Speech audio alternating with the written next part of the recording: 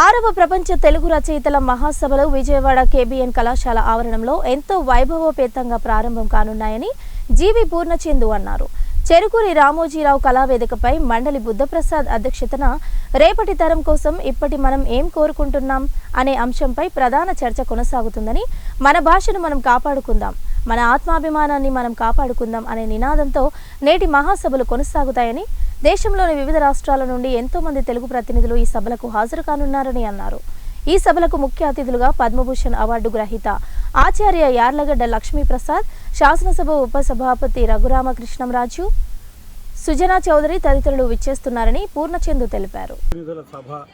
అలాగే సాహిత్య సభ ఇలాగా ప్రధాన వేదిక మీద ప్రముఖమైనటువంటి వ్యక్తులు ఈ సదస్సులో పాల్గొంటున్నారు.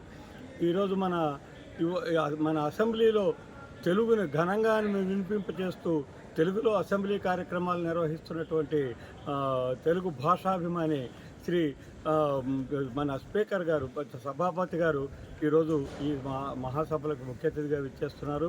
మన తెలుగువారికి గర్వకారణమైనటువంటి సుప్రీంకోర్టు పూర్వ ప్రధాన న్యాయమూర్తి జస్టిస్ నూతలపాటి వెంకట రమణ గారు ఈ మహాసభల్ని ప్రారంభిస్తున్నారు.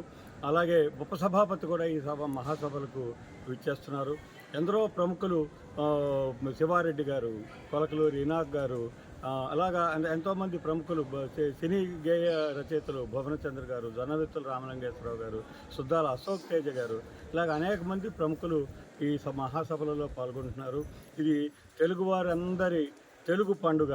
మన భాషను మనం కాపాడుకుందాము, మన ఆత్మాభిమానాన్ని మనం నిలబెట్టుకుందాము అనేటువంటి